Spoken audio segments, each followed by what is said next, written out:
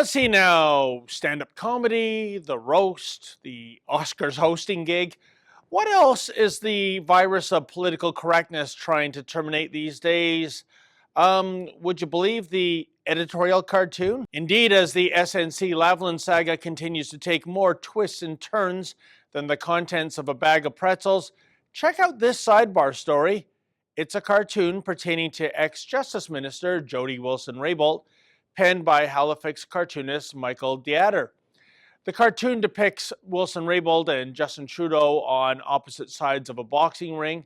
Trudeau is being advised by someone who appears to be Gerald Butts to, quote, keep beating her up. Solicitor-client privilege has tied her hands, end quote. Wilson-Raybould is bound and gagged. This was meant to represent the legalistic position she found herself in.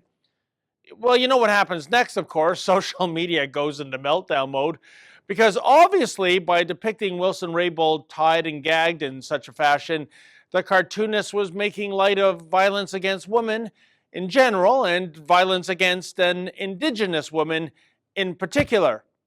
No, I'm not making this up. Some dolts thought Deatter's cartoon was all about championing violence against a Native woman. Lost on the snowflakes was the idea of satire and symbolism. Nope, they were too outraged to think things through. The best, or should I say worst, tweet emanated from a twit by the name of Irene Walker. Quote, these cartoonists need to be arrested for promoting hatred and violence. What on earth is happening to our wonderful country? RCMP, are you powerless to stop this? End quote. Yeah, that's right. Irene wants Dudley Do-Right to ride in and criminally charge someone for drawing an offensive cartoon. How many times do we have to say that you do not have the right not to be offended? Well, apparently a few more times, not that it's going to do any good. The saddest thing was that instead of Michael Deatter standing firm against the lunatic fringe, he eventually caved. He apologized for doing nothing more than, well, doing his job, which is to be a provocative editorial cartoonist. By the way, if you're drawing political cartoons that aren't edgy, please find another job.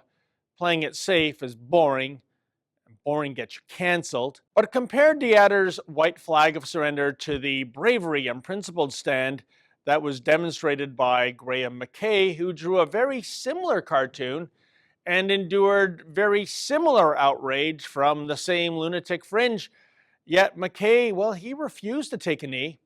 In fact, in a superb commentary by McKay, he bemoans the death of political cartoons, especially in North America, thanks to political correctness and uber sensitivity and those people in charge who don't want to deal with any criticism.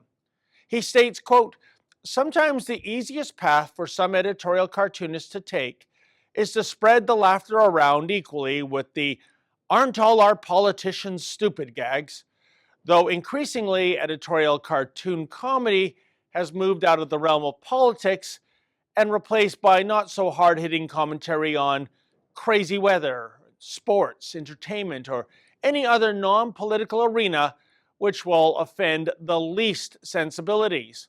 On editorial pages across the spectrum, newspaper editors without staff cartoonists will often opt to run syndicated cartoons which will offend the least number of readers, thereby ensuring their daily routine won't be interrupted by irate phone calls. Sadly, a rising number of newspapers have done away with editorial cartoons, running photos or more text in their traditional boxes, end quote.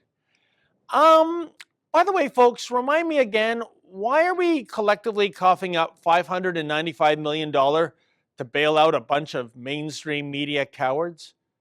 For the Rebel.media, I'm David the Menzoid Menzies.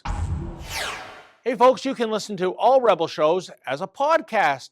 Please go to therebel.media/listen.